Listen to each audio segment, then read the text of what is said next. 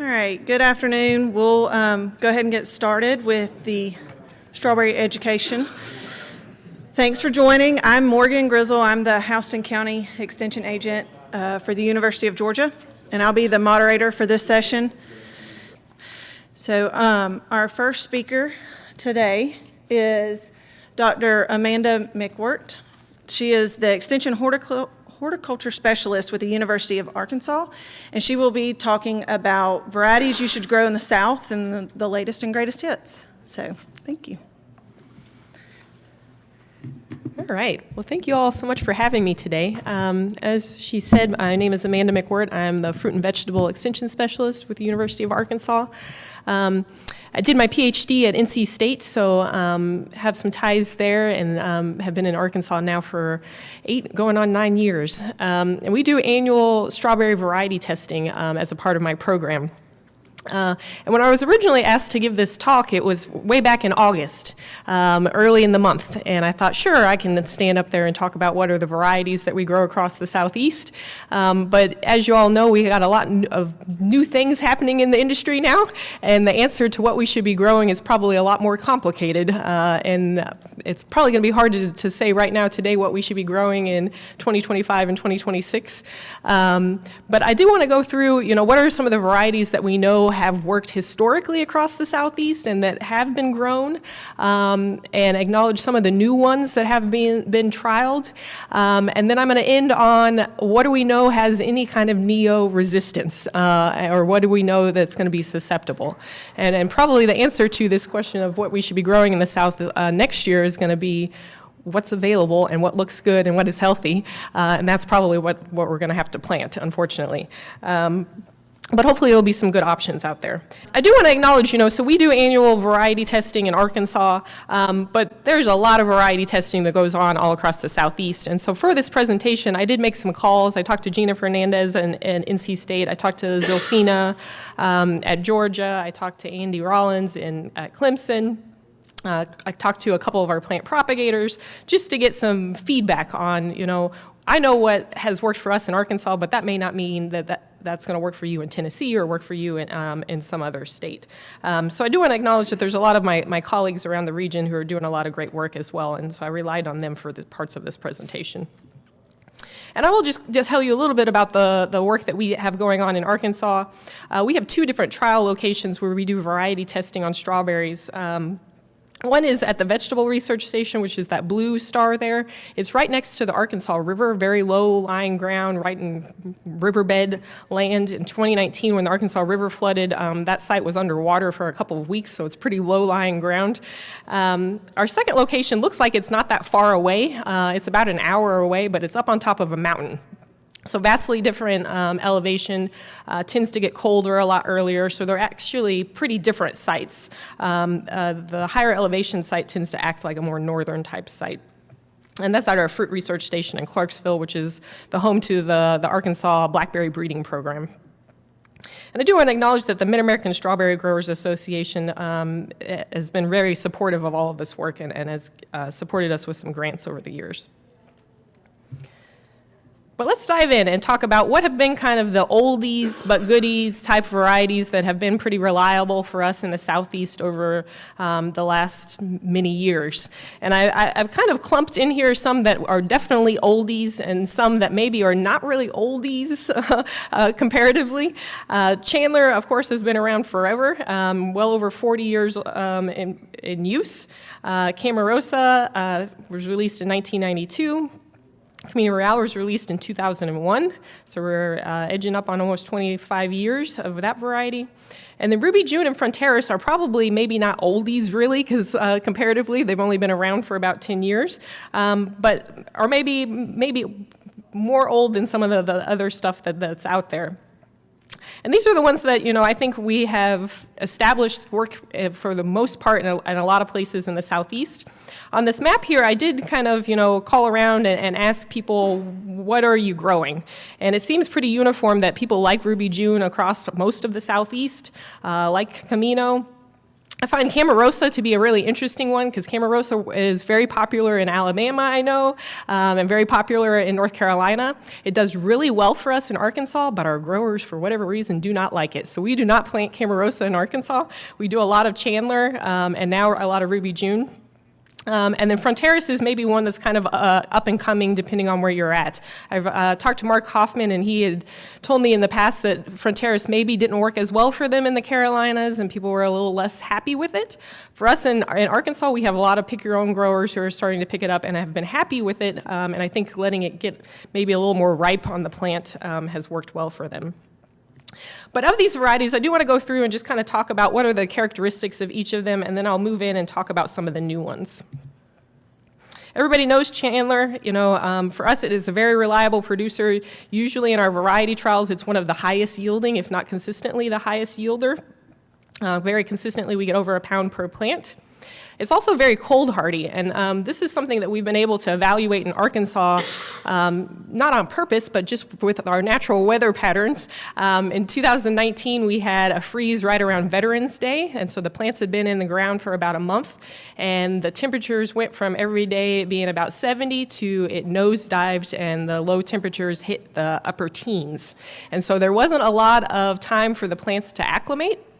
And so our variety trial that year turned into a cold hardiness trial because we got to really quickly evaluate what has some cold hardiness and was able to withstand that kind of nosedive and what didn't. And Chandler definitely has some cold hardiness to it, and I think that's been established already.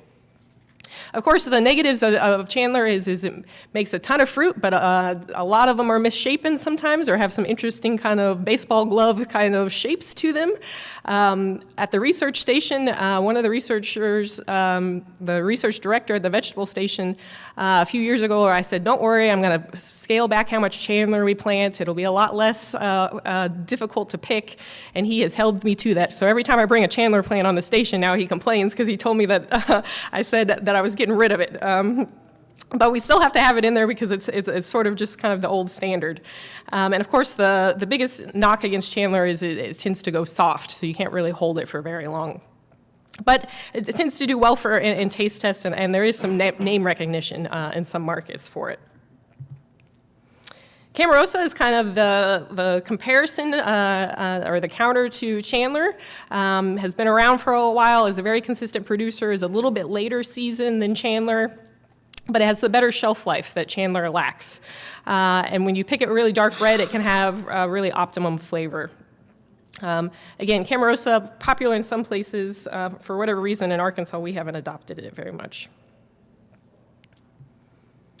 And then Camino Real. Camino is another one that has been popular for us primarily because it holds up well in rain and tends to have a pretty good firmness and is more consistent with yields. Flavor, I think, can be variable. I have a lot of growers who defend it and say that they think it has great flavor.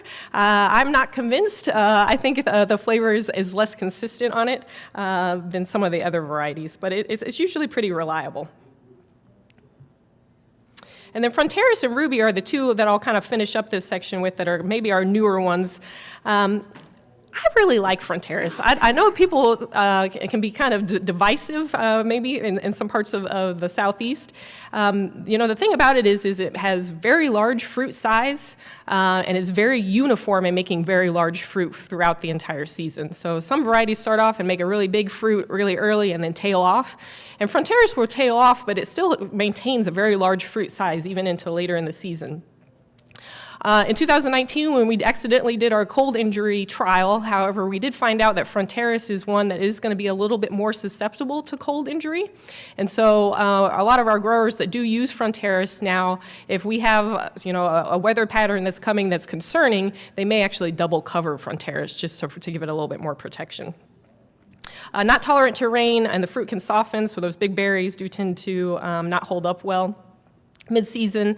I threw in here that it is moderately susceptible to Neo, and we'll talk about that more later, but it is one that is, of the ones that we are currently growing, does have some resistance. It's not resistant, but it has some resistance to Neo. And then finally, Ruby June. And Ruby June for us has really become very, very popular because of its flavor. And so the majority of our growers are pick your own or direct market sales. And so they're dealing directly with their consumers. So having something that tastes good is very important for them. And so Ruby is one that people have really adopted because of that that flavor, and it holds up even in our taste tests that it's one that people really like. Historically, for us, it's kind of been a moderate yielder, but growers have been experimenting with increasing the rates of nitrogen on it to try and drive yields up. And this past year, we did some nitrogen rate trialing on it as well. And from our preliminary data, it does look like that jumping up to about 12 pounds of nitrogen per week did result in an increase in yield on Ruby June. Without any negative impacts on fruit quality, at least in this one initial year. And so this is our 2024 yield data, just so you can kind of see what we're looking at. These were the main things that we had in our variety trial. I excluded a few things that are not named. And so Chandler I have highlighted there because that's kind of our old standard that we compare to. This was kind of an odd year for Chandler. Almost consistently, we always get over a pound per plant on Chandler, but this year I think we had some late rains that really hurt our marketable yields. If you compare that to Camino Real, we got about 0.94 pounds per plant on Camino.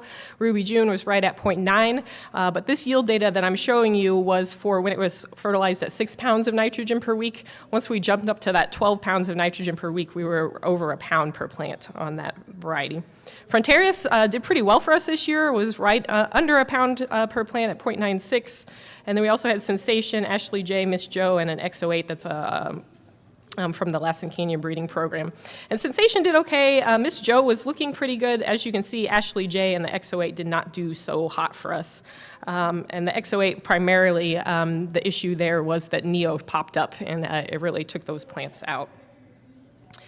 The other two varieties that I want to throw in and just briefly mention are Rocco and Liz, and those are both varieties that were developed by NC State, by Gina Fernandez's program, and then released. We had them in trials for a couple of years when Gina was still working on releasing them, and then they have not really been available in the nursery industry. But I'll show you some of our yield data, and also our cold hardiness data, because both Rocco and Liz have done really well for us, at least in Arkansas on yield, and they were both really cold hardy. And I was talking to Gina's program associate yesterday, and he was indicating that they have tested Rocco, and Rocco does have some Neo resistance. And so it'll be interesting to see on that variety if we're able to kind of bring that back into the propagation cycle, potentially. It's an early replacement for Sweet Charlie. I really like it. The thing that the growers have commented to me about it is that it's a very pointy berry, so it's a lot longer. It's not very round, but the flavor has done well, and the yields have done really well for us. And then this is Liz, and Liz would be a replacement for Camarosa, also from the NC State breeding program. Also very prolific for us. And I think a suitable substitute for Camarosa. So these are our yield results from 2020 and 2021. So 2020 would be the follow-up of when we had the freeze in the fall of 2019, when we then harvested in 2020. And Rocco and Liz, I have the yields here listed in highest yielding to lowest yielding for us on the average across those 2 years. So Rocco, we averaged 1.64 pounds per plant, and Liz 1.52 pounds per plant, which is a pretty considerable jump for us because most of our varieties tend to hover closer to that pound per plant mark. And then if you look over on the very far right, that's our cold damage rating. We came up with a system where we would have a 0 rating with no cold damage and a rating of 3, a very severe cold injury. So a rating of 1 indicates on average that there was some cold injury happening. And so for Rocco and Liz, Rocco only had a 0.5, so a very low incidence of cold injury. Liz was 1.13, and then Chandler was 0.88. So Rocco was actually a little bit more cold hardy than even Chandler was. By comparison, if you look down there, that 2.38 goes to Fronteris, and then the 1.25 below it was for Ruby June. And then Albion was 1.63. So encouraging to see that there's some varieties out there that have some ability to withstand kind of some of those fluctuating temperatures. And I'll briefly show you just a few pictures. This was from a single harvest date, just to kind of show you the differences in fruit size and shape. So there, Rocco in the middle, and this picture doesn't look quite as pointy and elongated, but you can definitely tell a difference in fruit shape compared to your Liz and your Camarosa. And the same here with just the fruit cut in half, so you can see the internal fruit coloring. Liz having pretty good internal fruit coloring, not as a little bit darker than the Sweet Charlie. All right, and then the newbies. So what are the new things that are out there that we might want to keep an eye on? I went through and looked at what is being trialed both in our program and then also in North Carolina's program, because between Gina and Mark Hoffman and Barclay, there's a lot of activity going on in North Carolina. And I made just a few notes. So Merced is one that has been listed, been trialed in North Carolina. We haven't had it in Arkansas. Large and firm fruit, small canopy, so that makes it easier to pick, but because the canopy is smaller, they noted that it made it more prone to rain and sunburn. And then there's Cabrillo, Portola, San Andreas. I'm going to talk about Sensation, Brilliance, Miss Joe, and Ashley J. just briefly. And actually, I'm not going to talk about Ashley J. other than to say that it really has poor yields for us in Arkansas. But I will mention Felicity and Pearl. Felicity and Pearl are both from the University of Florida breeding program. So one issue that we sometimes get with the University of Florida breeding program releases going into Arkansas is that they're very low chill. So they tend to flower really early for us, and we tend to lose some blooms, particularly in a fall like we had this year where it was very warm all the way up through Christmas. And so there was things, we actually harvested some fruit right after Thanksgiving in one of our variety trials. And then Pearl is a white fruited cultivar. But let's briefly talk about Miss Joe. We've had it in trials for several years in Arkansas, and it tends to do very well in taste tests and has good yields. We've only evaluated it primarily on plugs. We've had a few bare root plants of it, but our problem typically with it on the bare root plants is that we get them planted much later, so they don't seem to match up well with the plugs and the type of yields we get because they go into the ground so much later.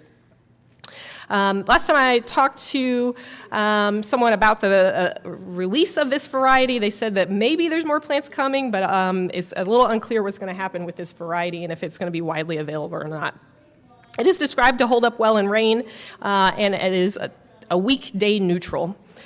I think it could be trialed more. It's similar to Camino to me in a lot of ways, but a little bit larger plants early on. Sensation's another one, Florida Sensation, so a Florida breeding program. It has nice fruit size, and it's described as having a really long pedicel, so a really long stem that holds onto the fruit, so that makes it easy for harvest. But in some of our trials, it has a concerningly long pedicel to me, because look at that fruit hanging off the side and now touching the ground, right? And that's definitely not ideal. And I don't think that's consistent. We didn't always see that problem, but that long pedicel may be a problem. And we'll talk about it more, but it is highly susceptible to Neo-P. Last year when we had a trial that we decided that we were basically done with, so we stopped spraying, and then as soon as you decide to stop spraying, that's when you get 11 inches of rain, and we very quickly figured out that we had Neo in the field, and our Sensation plants were among the first to start showing it. And then Florida Brilliance, we didn't have it this past year, but we've had it in previous years. It's supposed to have some anthracnose resistance. Since it has nice fruit size, it's kind of a neat, tidy little plant, but unfortunately is also highly susceptible to Neo-P. So we do not have it this year in our trial. And so this begs the question of what do we know that is out there that has some Neo-P resistance? And I just want to show you that we do know that there's some variation in what is very highly susceptible to what it maybe has some resistance. And this is a picture from our variety trial at the end of last year when I told you we stopped spraying and then it started raining. And it had been very dry, so we really hadn't had very much splashing. And this is a picture of an advanced selection that was very clearly susceptible to Neo. But I want you to look at some of those other plots that are around it that all, there's some symptomology out there, but there's definitely some varying levels of resistance across different genetics. And so I think there's some opportunities here. And of course, there's been some work done. Natalia Perez, of course, is the leader in this, and she's done a lot of work, I know, in Florida, and I believe that publication is forthcoming. I've gotten some information from their evaluations, but this is some work that was actually done in Kentucky showing the differences in disease severity for NEOP across these different varieties. So the bigger that bar is, the more susceptible the variety is to NEO. The smaller the bar, the more resistant the variety is. And this is just from one of the trials, and so there's going to be some variation in this, but if you notice, Florida Brilliance and Florida Sensation, two of the kind of newer varieties, are highly susceptible to NEO. Whereas if you start to come down, some of the older stuff starts to become more resistant. So things like Flavor Fest, which was a USDA release out of Maryland, unfortunately did not like Arkansas. I think it's too hot. It's from the breeding program that's from the Northeast. And when we planted it in Arkansas, it looked like it just did not want to be in Arkansas anymore. But it has some resistance. The other thing that I'll point out is Fronteris is towards the end there and may have a little bit more resistance. Of course, this is going to be kind of a gradient we're probably not going to have things right now maybe that are 100% resistant, but we'll have a higher level of resistance than other things. So Festival, Treasure, and New Pearl are currently said to be less susceptible, and those are from the Florida breeding program, compared to things like Florida Brilliance and Florida Sensation that are more highly susceptible. So for my own education and hopefully to help you all, I started making some notes, and I realized that this table is a little bit messy, but these are the different varieties that through different conversations with people that I've been able to identify that have been rated as having some level of resistance to NEO. And what I want you to kind of look here is that a lot of them are coming from the UC Davis program. 2 of them are from the Florida program. And I think the concern that a lot of my growers have is that they want something that's, shipping ability is less important than flavor. And so historically, a lot of the things that have come from the UC Davis program have been more focused on shipping than on flavor. And so this is going to be kind of that thing that we're going to have to weigh of do we want plants that we know are going to be resistant, even if they don't have great flavor, so we can figure out how to manage this, or are we going to try and still keep our customers happy with something that has good flavor but maybe is more susceptible. But I'll just point out, Valiant and Victor were 2 releases from UC Davis that came out in 2019, so they've been out for a few years. And they are both been rated to have moderate resistance to day neutral. Victor in particular, I talked to Gina Fernandez, and they've had it at Castle Hayne. And they had pretty good yields on it. It's a short day type, and the kind of flavor was the question mark. I didn't get a lot of good feedback on how it rates for flavor, unfortunately. Royal Royce, another one, also came out in 2019. Moderate resistance, also high yields at Castle Hayne. It's a day neutral type. And then Ember and Felicity, 2 releases from University of Florida. I wish we could have a rating where it's got an 8 rating for an AB rating for it, but most of them are kind of described as some resistance. So Ember and Felicity. Felicity is one that also has been trialed in North Carolina and did well on yields, but Gina Fernandez's comment on it was that it's a lower chill variety, so we tend to run into the issue of it flowers in the fall and we lose some of the blooms on it. SB14 is a variety that was available from some of the nurseries this year. We have it in one of our variety trials. I don't have a lot of information on its background, but right now it looks really clean and really good. And I've heard through the grapevine of some of the propagators that they think there is some resistance in SB14. And then there's this string of 5 new releases from UC Davis: Keystone, Eclipse, Monarch, Surfline, Golden Gate.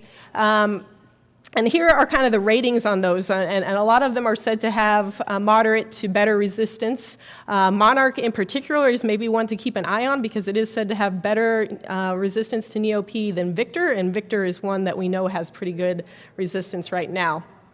All of those varieties also have some resistance to fusarium because that's a big focus of the UC Davis program. But the thing that I have a big question mark about is historically the UC Davis program, when a variety is released, it can't leave the state of California for a few years, used to be the story, and I'm not sure if that's still true or not. But if they were released in 2023, that would mean that by 2025, this year would be the first time that they would really start to become available outside of California. But these are the ones that I think we need to be keeping an eye on and potentially trialing. And I know that there's a trial in Georgia right now that has a lot of these in them, and North Carolina also has several of these planted, so we'll be keeping an eye on that as well. Zilfina is working with one of the county agents here in Georgia, Garrett, and I'm not sure if Garrett's in the room or not, but he has a trial, so we'll hopefully be able to have some updated data going into next year. And lastly, I'll just remind everyone that we worked on updating the Southeastern Strawberry Handbook a couple years ago. It was led by Mark Hoffman. This is a great resource and has a lot of more detailed descriptions of some of the varieties that are commonly planted. And Edgar also worked on this with us. And so check that out. It's available for free online. And then here is my contact information. And I'm happy to answer questions if we have a couple of minutes.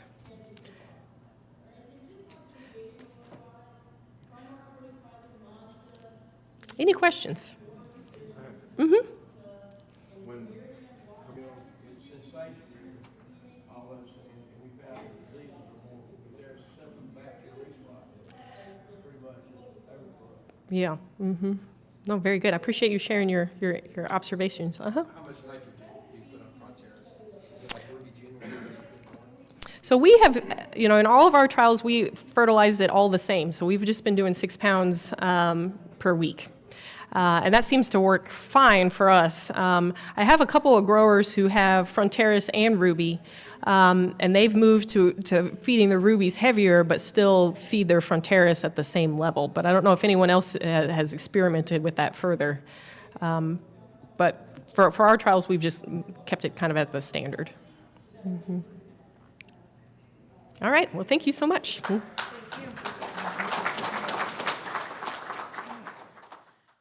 Get started with our next speaker. So thank you to Dr. Craig Money, sorry. And we will talk about strawberry plant material comparisons, transplants for plastic culture and production. To introduce myself in a little more detail, my name's Craig Money, and I'm an area specialized agent. I work 39 counties, all of Western North Carolina, and train agents, work with agents, and work with growers as well in all 39 counties plus the Cherokee Reservation. So our strawberry operation is not as big as what you'll see in North Carolina, the Piedmont and the coastal plains, but we still have quite a lot of strawberries in our area there. And with what happened with the NEO this past year, we've done a lot of searching our souls over the different types of transplants. So that's why they asked me to come down and speak on this. My history is I've been in Extension over 37 years and changed positions a zillion times. And now I work out of the Mills River Research Station near Asheville. And work a lot in cover crops. My responsibilities are fruits, all fruits, and vegetables. And we've now taken over working with forest farming and those kind of things. I actually have a forest farm of my own, and I raise pawpaws and wasabi. If you've ever heard of wasabi, I'm one of the few people that are raising wasabi. I sold my first wasabi 2 weeks ago. Very excited about that. I had a traditional farm, just like you farmers had, for about 15, 20 years in Murphy, North Carolina, if you've heard of that area. I was the agent in that county there and sold my farm when I tried to move up the line with Extension. So strawberry plant material, most of us in the western part of the state only use transplants. So I made this up to work with a lot of my growers to help them decide what to do with all the problems we were having. And they're usually utilized in 3 forms. And I think your next class, if you stay on, they're going to teach you how to grow your own plants in there. They're usually plugs, they're fresh dugs, and they're cutoffs. They're the 3 kind of areas that are in there. In North Carolina, the utilization is quite different in whatever region that you're in. About 55% of our production comes from plug material. So it's easier for us to do mechanical planting. Fresh Doug's is 35%, and until the last couple of years, we didn't have a whole lot of cutoffs. And this last couple of years, we're doing 10% cutoffs. So that's kind of the way it ranges out in our area. And each region is different. It's really according to your zone that you're in. So whatever state you're in, if you're along with your zone. So in the far west, we have zone 6 and 7, and that's the mountains. So we have the mountains and the foothills and the Piedmont. We don't have a lot on the coastal plains, just a very small amount there. The mountains where I'm from, we use plugs primarily in almost all the production. This year we have really, you saw the statistics a minute ago, went way over. The coastal plain can use cutoffs. It's really about how early we can get them and how when we can get them in the ground. And in the mountains, it gets cold pretty quick. So we have to have the plugs to be able to be very successful in there. So all strawberry plant material that I deal with and that most of us deal with is fresh versus dormant in there. The fresh Dougs are just plain bare root plants. That's the transplants that you get that are bare rooted. And comparing the fresh Dougs to cutoffs, the fresh Dougs have foliage. That's the difference when they come in. They're the ones that if you're a homeowner, you've bought them, they come in a little bundle. Usually they bundle them in 25s, and they're put in the refrigerator till you're ready to send to you. And the cutoffs, they mow the foliage off before they harvest those and sell them. So that's the difference in the two. They're pretty much, both of them have roots so that are in there. The plugs are runner cutoffs. And they usually are rooted in peat moss. You'll find out in the next session how the plugs are really grown. And the root ball is intact, so it's very easy for us in the mountains to get those in the ground quickly with machine equipment that's in there. The plugs are usually the most expensive, and then the cutoffs are the least expensive. This year we had to use a lot of cutoffs this year, and we ordered a lot from Canada as well. And that's in there. The plugs, yeah, I'm right. The plugs are rooted for runner tips, and there's a lot of them grown in western North Carolina. We've supplied almost 60 to 80% of the strawberry plugs to Florida until about 3 years ago, and that's changed quite a bit with the disease problems we have. They're twice the cost of a fresh Doug plant normally. It's according to who you're buying from or what area you're buying them from that is in there. They're really suitable for the water wheel transplanters, and it's easy to put those in the ground pretty easily, and we use that quite a bit. Or even the smaller growers in my area are using that pot mulch planter where they're in a little paper cup and they go into the ground quite easily. To establish these in the Piedmont and coastal plains, we'll use a little bit of overhead irrigation sometimes because it's so dry and hot. But in the west, we primarily use drip irrigation. So it's one of the positive things because a lot of the small growers don't have the great big irrigation systems in the western part of the state to be able to do that. So we had a real difficult time this year when we used the cutoffs, and we're able to get those going. They're great for an inexperienced grower because they already have the root ball ready. Once they get in the ground, they just kind of take off. You don't have to water them as much. You just need to keep them nice and moist in there. And they establish a lot quicker. So that's really great for us in the West because we don't know a lot of times when our winter's going to start. Sometimes it'll be the middle of October. Sometimes it'll be warm all the way up to November. It's very unpredictable right now with the changes in weather patterns and things like that. So it helps us to get that split on those transplants once they're put in the ground in the fall pretty easily before we go in there. We normally have to place our orders. It's best to order before mid-July. Most of the growers I work with did their orders, and then all those were canceled by quite a few of the different suppliers because of the NEO that was out there. So to make sure you as a grower this year, you got to get your order in as quick as you know what you're going to grow to the person, so that way you can get what you want. We had a really hard time with cancellations on orders and had to quickly find replacements. We even bought some from Nova Scotia this year.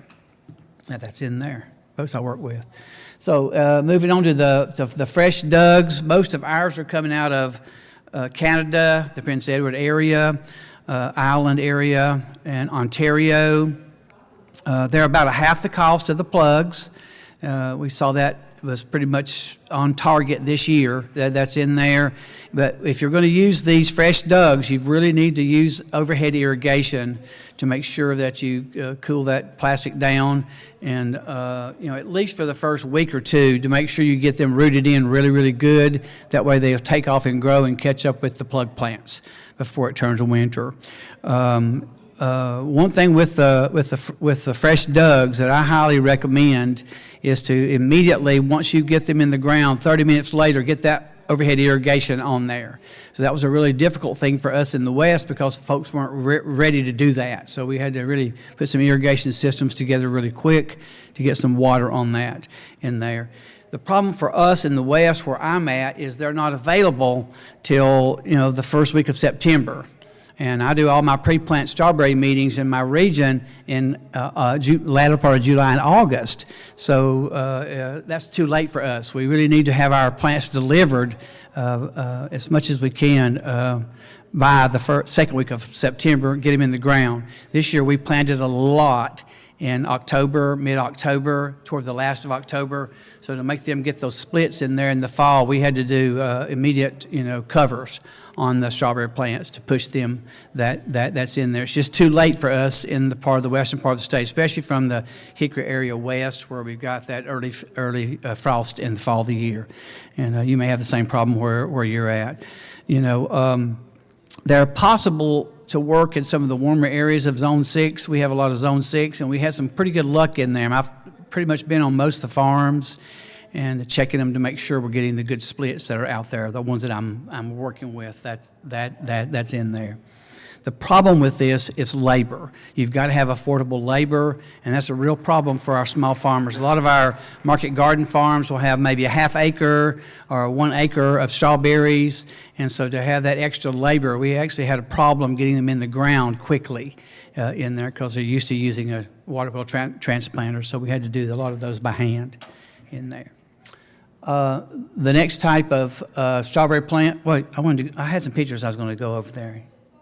Let's back up to the plug so you can see these pictures and I can explain them. A and B above, and these pictures are from this year on the top. That on the bottom is from Cornell. If you look at A is on the left and B's on the right. And what we were seeing a lot of times is they were bringing them to us too quickly. So we had a lot of transplants that looked like on the left. That is not enough roots to put out there. If you've got that kind of a situation, you need to talk to your supplier. You need good roots, good white roots like the ones on the right. They're well established. They're going to take off really, really good in there. And let's look at the fresh dug. Should have a really good above. You can see that's a fresh dug plant, and it has a lot of root system. So if these are arriving to you and they don't look right, then you need to talk to your supplier. And down here is hand planting these. What we did, we took the water wheel transplanter and we didn't use the water, but we just punched the holes with it. And then we went back and planted these in there, and it worked pretty good for us because we were used to using the transplanter anyway. So we'd run that across. The holes were made. You can see here she's making the holes as they go. That's in there, but they've got to be done by hand, or you get that plant in the right place, so it will survive a lot better. Go ahead and talk about the cutoffs. They're the least cost of the plants. What I've seen, especially for us this year, I hadn't had a lot of folks, growers in my region that did the fresh dugs until this year, and we were dependent on those. I mean, we got them primarily from Northern California, in that region that was there. They're transplanted by hand. Again, labor is an issue. And if you're using these cutoffs, it's just almost imperative that you use overhead irrigation to make sure you get that good, quick establishment in there. For us, they're usually not available because they're not cutting them off in the regions they grow them till the 1st of October. So, I mean, we need ours in the ground and have at least 2 weeks of growth to 3 weeks of growth. So this was a very difficult thing for us. We've had pretty good success with it, with the farms that put them in that I was aware of and are working with in there. It's just too late for us in western North Carolina. So we did a lot of the cutoffs were planted in the Piedmont of North Carolina this year. We just had to do that because the neoplast. They're mowed, then they're harvested, and then they're put into a cold storage. So they come to you cold. That's in there. I would only recommend these, whatever zone you're in, to a milder winter. And are very well received with the cost if you've got a mild winter to where you can get that top growth, and then they'll start splitting into multiple crowns in there. So always order these by the end of June, so that way they know which to supply you, and you won't get them probably till the second week of October. That's in there. And I put some pictures up here. On the top, the plug on the left is a cutoff, and the plug on the right is I think I've got that right. No, the cutoff's on the right, and the fresh dugs on the left there, because it's got the top growth on it. Just wanted you to see what they look like. The one on the left down below in A is got a good root system on it, and B, you can see on the right there, it's a plug plant, and that's a Camarosa that we had this year that had been stored quite a bit in a trailer. So you can see how the light didn't do very well on the leaves on that. All right, that just concludes my presentation. It only took that 10 minutes. I apologize on that. But anybody got any questions on there? All right. Well, thank you very much. I saved you some time. The recording's a little bit longer. So. Our final speaker of the day is Mr. Sean Lennon, and he is, yes, he is going to talk to you about how to grow strawberry plants. So there's that if you need it. It's sitting up there. Otherwise, you can just click that. Thank you. Thanks. Good afternoon. For those of you who saw Dr. Sean Lennon in the program, I'm going to disappoint you and say that I am not a doctor. So if you want to leave and are offended by that, it won't hurt my feelings. But I am, along with my wife Ashley, we farm over in Woodbury, Georgia. We have Fitzgerald Farms. We grow strawberries, peaches, assortment of vegetables, blackberries, blueberries, over in Woodbury, Georgia, which is west central Georgia in Meriwether County. I did get a master's from Clemson University, if that gives me any more credibility, maybe a little less with some of you. But why did I get into growing strawberry plugs? I think we have touched on it all day with all the different things. Poor plant quality. I was having a lot of plant death. Inconsistent availability, the bare root experience I've had, I've done live plants and then dormant bare roots. The problem is sometimes you have great success with them in terms of the fall you have. If in my area, if we have a very warm fall, they'll work fine. But if we have an early frost or a very cool fall, they don't grow off well, and you're a little late in the spring getting started with production. And I'm in heavy clay soil, red clay soil where I am, so the dirt tends to stay cooler a little bit longer. So in 2021, I attempted growing my own plug plants, and this is Albion, and that was what primarily what I was growing. I had a lot of plant death, and I just wanted to create replants. So we pulled the tips and stuck them and grew them off under this hoop house. We were successful at growing the plants, but we still had plant death. But at this time, we did not realize that Neo was probably the cause of our problem.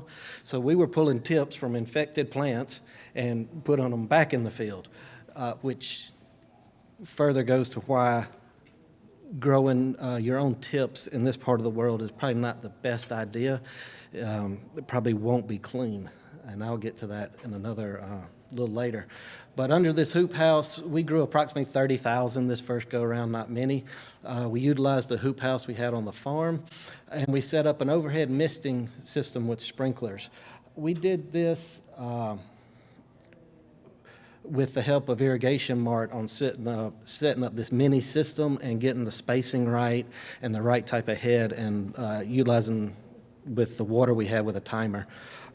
This is probably the most important thing, is the water for these watering the plants, and I'll get to that in a minute. But in terms of planting these tips that we received from Northern California, we brought them in, we kept them in our cold room at the farm, and as we brought them out, the guys, some of them trimmed them up to get any runners that might be on them that are still too long, and prepared them for sticking them into the trays. Like you see here, little video where they're sticking them in the trays. We used 50-count trays.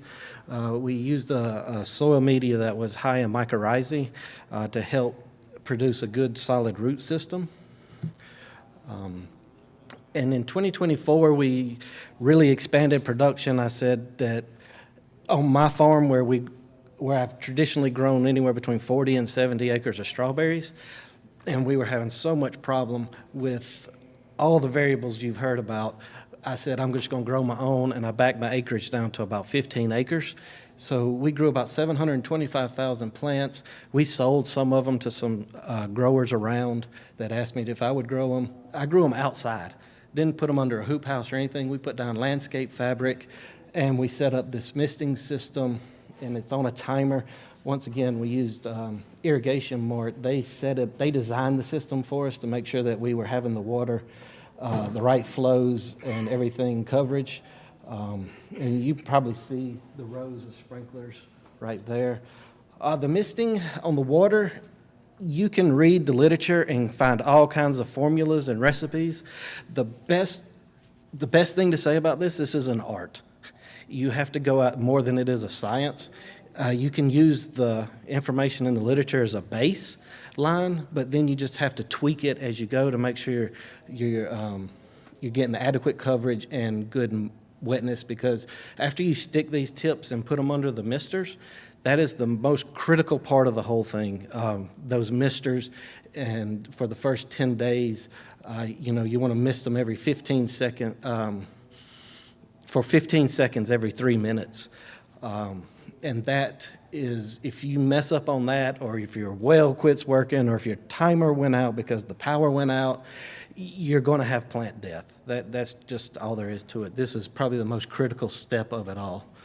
And after you get root take, you can start lengthening out, spreading out that time. You're going to mist them for a longer period of time with a larger time interval in between. Like I said, that becomes more of an art than it is a science. You just have to go out there every day and check them. And then on top of that, we had somebody out there, a few people out there, with a water hose, watering the edges and the plants every day, giving supplemental water, where around the edges they don't get as much water as the interior plants, which goes to reason. And then it takes about 5-6 weeks to finish the plant off. We did spray our plug plants every week. We sprayed them with a broad spectrum fungicide, and we also used Howler, which is a biofungicide, which I am big on. I know a lot of the studies may not indicate that it does a great job, but in combination with other fungicides in the field, it seems like it really does a good job with disease, including the neo. And that's just my personal opinion. We avoided using any of the switches or the fungicides that are very prone to resistance, because as a grower, I know that I want to have all the tools available to me and not use it all up in the nursery, trying to get the plug out in the field. Some of the issues with growing plug plants. The tips aren't easy to find. I went out west where the climate's more arid and worked with a grower out there who he was not very, I would say, inclined to do the tips. He's more of a live plant and dormant bare root grower, but he has done tips in the past, and he did it. We've had good success. I think he'll do it again in the future. I think he liked it. California, of course, it's not because the disease is out there. They have lower disease pressure.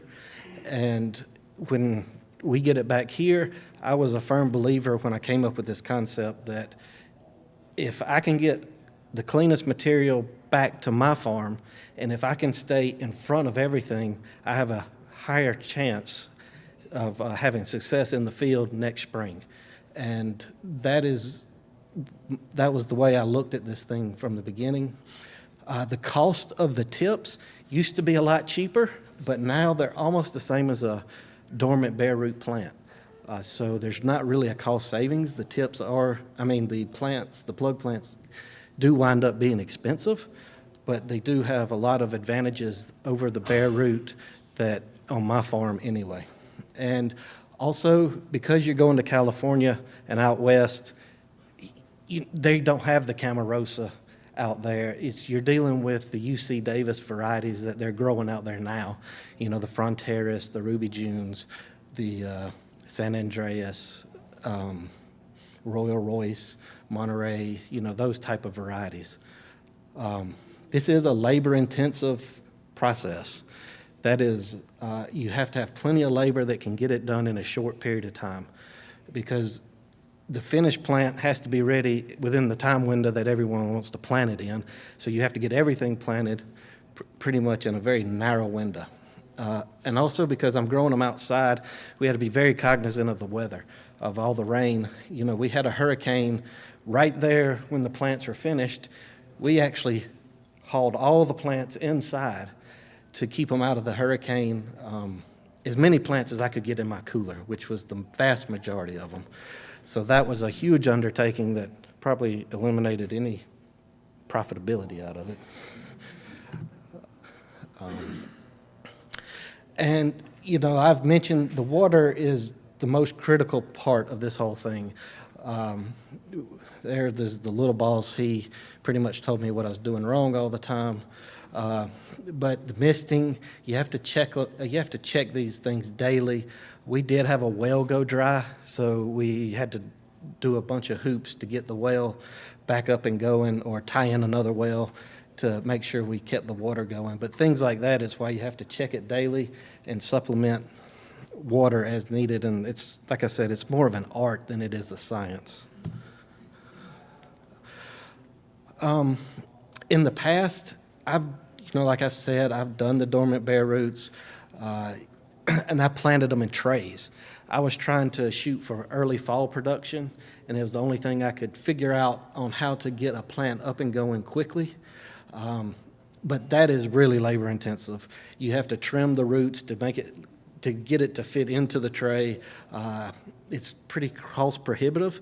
And what I also noticed is, especially when you got it into the tray and it had a week of warm weather, they wanted to bloom immediately. So you almost lost your first hand of plants trying to take a dormant bare root and put it into a tray and make it a plug plant. Where we are currently, I feel like we had a great year with it. We had some beautiful plants that we grew out. The growers who purchased some, I think they've had good feedback there, to my face anyway. Plugs, we will be doing plugs this year if anyone is interested, and I am going to leave it there for any questions or comments you might have for me.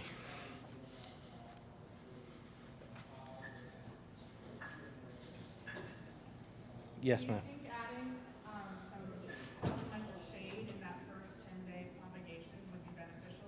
That is actually what I'm going to add this year. I'm going to put a shade cloth up this Do year. you think like 30% or? That's the number I have in my head, 30%. Yes, sir. What method are you using to spray your fungicides? We put some through the misters, through the overhead irrigation, and then we did some with backpack. We did majority of it with backpack sprayers, where we calibrated it and Very low pressure. very low pressure. Yes, sir. How many people did you have to help with putting those tips in? So there, we had probably close to, all in all, 45, roughly 45. I figured it had to be much. Yeah.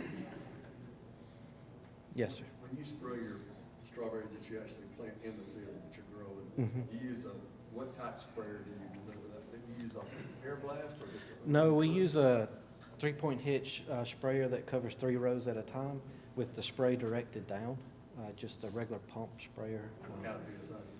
We're running around 50 PSI. And we actually take 2 or 3 nozzles per row and try and get the pressure, the nozzles angled to where it'll blow up under the leaves as much as on top. So, You said 50 PSI? yes, sir. How many gallons per acre? I like 50 gallons per acre. Some people say that I'm doing too much, but it's worked. Any other questions? Yes, sir. Have you noticed a difference in varieties or cultivars of which seem to work better for you than others, or do you have to treat them differently based upon types? Yes, sir. One year when plants were short, you could come to my farm and it was just a regular research station or a variety trial. I had every variety you could think of out of California, and it was very telling. As much of a nightmare as it was to manage, it was very telling on what was somewhat resistant to Neo versus what just did not take it at all. And Well, I'm referring to how well they propagate. oh, propagate? No, I didn't see a difference at all. Even the Albion, that is a slow-growing small plant, did just as well as the Fronteras, which is a vigorous growing plant. Can you continue talking about those varieties and the results you were seeing when you were saying it was very telling? Right, that's what first turned me more heavily to Fronteras, was because of the Neo tolerance that it showed. I won't say resistance, but tolerance. And then San Andreas seems to be somewhat tolerant of it as well. You know, the first speaker, she talked about Victor and Warrior. I can't remember which one of those was very susceptible to it on my farm, but the biggest problem I had with those 2 varieties was no one liked the flavor. They just brought them back. So, yes, sir. We run into that exact problem with Fronteras. The only thing I've been growing, now I use bare roots out of California. I'm in sandy soil. You know, so we can push pretty early, because we're in South Carolina. But on that Fronteras, our customers, the few times that we've had a supplement with Fronteras, people love that thing darn trash. Well, You know, well- are you figuring out any way to improve the flavor on that thing? So what I tell people about Fronteras is if you go pick it when it's red, you see red on it, it's going to taste horrible. But if you let it get ripe and get more color to it, it's a lot better berry. It's kind of like some of these peach cultivars that we have now. You know, they're pretty and red on the outside, but they're green on the inside. So it's one of those that you just have to leave it just a little bit longer to get some more flavor. But you're right, especially early when you're still having cool weather, that Fronteras is not as great tasting. We put varieties in different colored buckets. And Ruby Jews go in green buckets. And we get phone calls, are you picking green buckets today? Yeah. You know, but we're trying to move to the Fronteras because of the resistance. Right. Have you heard of anything, because I've heard start fertilizing early, even while it's still a little dormant, and increasing your magnesium sulfate in it, to help with flavor on it? I haven't heard that, and I don't know anything that might help improve the flavor personally. Yes, sir. What was your fertility program on your growing tips? The tips was it was a foliar program, and it was heavier. It was not very. It was light on the nitrogen and heavier in the phosphorus and potash and micronutrients, more so than nitrogen. Yes, sir. So now that you did these tips, what's your Neo look like now? I have probably the prettiest field of strawberries I've had in 5 to 7 years. Now, that could be different when I get home, but Is this planted on land that previously had a lot of Neo? I also the current year's crop is on virgin land.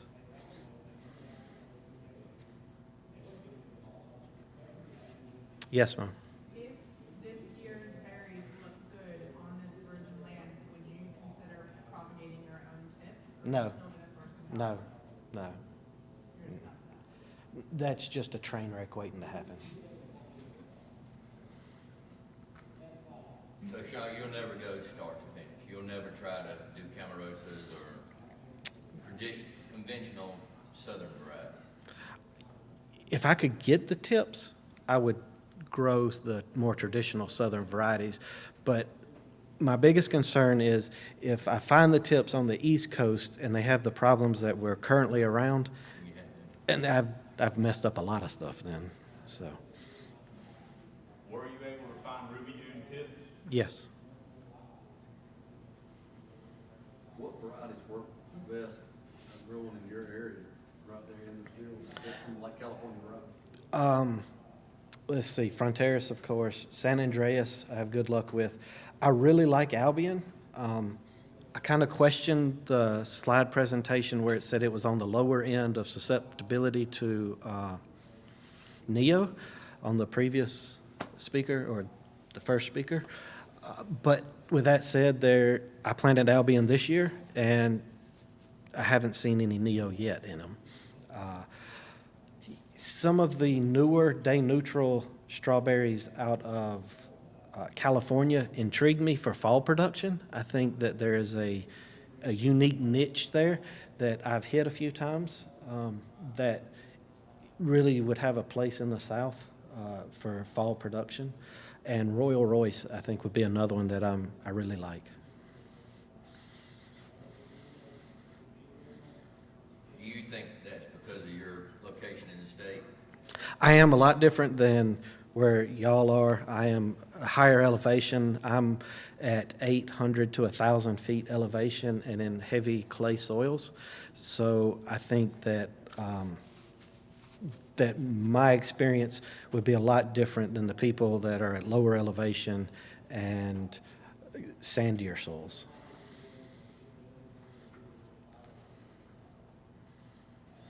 I mean, my peaches taste better than Jeff's peaches, but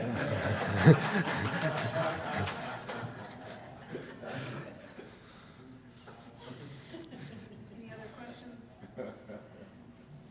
Thank you very Thank you. much. And here's a small token of our appreciation.